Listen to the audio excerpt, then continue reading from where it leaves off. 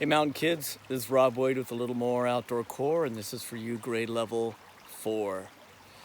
All right, so you guys, we have spent, you've spent not just this year, but many years going out to your learning landscape and a creek near your school. But unless you live in that same neighborhood, you are not around that creek anymore.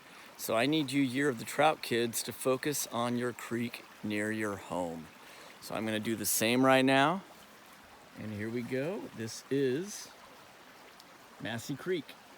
This is a little creek that runs right near my house. And I love this little creek. It's just about 3 to 4 feet wide, never gets super deep.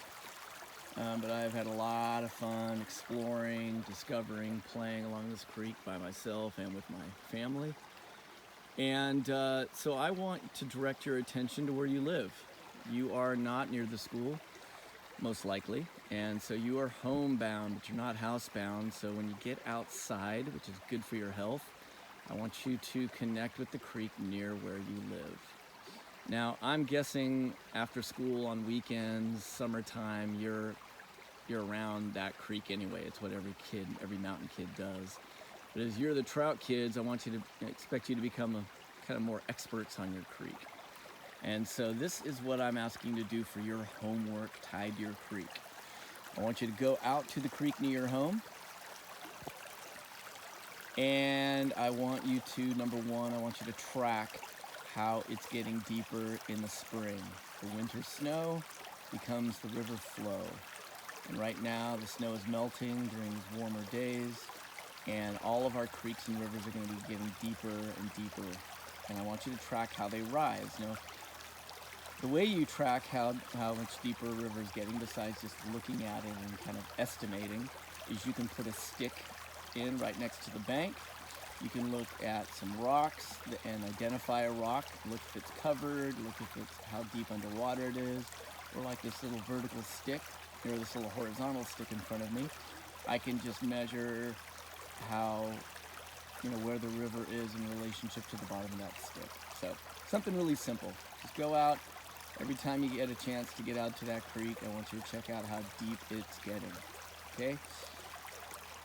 The second thing I want you to do is along every one of our creeks are 3 different riparian trees.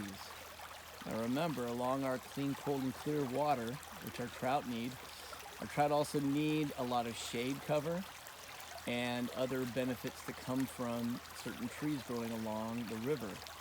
And this area next to a river is called the Riparian zone. And it's just an area next to a body of water that has a different environment because of all the water that's there. So there are 3 riparian trees along every creek in Plumas County. And these 3 trees are, and I can look at all 3 of them right here in my video screen, but I'm going to get a little more up close for your benefit. Right in front of me right here is a willow. Okay, the willows tend to have red or gold, bright yellow shoots right now at this time of year. This one is actually getting nibbled on by a deer, so maybe not the best example. But I want you to go out, and a friend of mine was calling it tag a twig. Every time you go out, I want you to go to the same exact tree and look at it. In the next month, it's going to go from looking totally bare, no leaves, nothing at all, to having little buds, to having those buds burst and open up and become leaves. And your riparian area is going to go from a pretty open area to a very filled in green leafy area. And again, you're looking for 3 different trees. So we have the willow. Look for the willow. They love to be really close to the water. They have to live close to the water. Next one is this guy right here. This is an alder.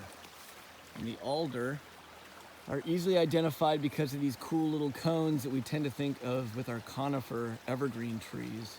But this little alder has created a great little way to survive and to create seeds, and it uses these little cones. So check it out and go out and find them. We have thin leaf and white alders in our community, in our county. So go out and find one of these, and again, tag a twig and get to know it. Good example, like right here, we got buds on this twig. So if I tag this twig, this bud will become a leaf, and will look, it'll just keep changing. So we got our alder, we have our willow, as mentioned, and then lastly, the biggest one is the cottonwood. And I'm gonna take you over to cottonwood so that you can see how much bigger they are. They're these big sky-high ones. And alders can grow that big as well, but remember, look for their particular, those little cones on the alders. But this is a cottonwood. The bark looks like this. It gets its name because when it seeds out, later on in the year, it looks like cotton as it's being released from these pods. These have bigger leaves, kind of heart-shaped. But for this too, I want you to try and find, because right next to it, this is a cottonwood sapling. And so if you find a big one, you'll probably find a little one right next to it.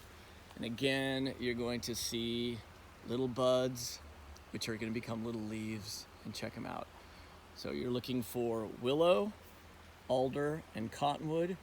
You're going to tag a twig and pay close attention and see what you can learn about how the spring becomes the spring. And while you're not studying trout directly, you're studying everything about where they live. So have a great time, mountain kids. Get out there, live large, be who you are, and get to know your home creek. All right, take care.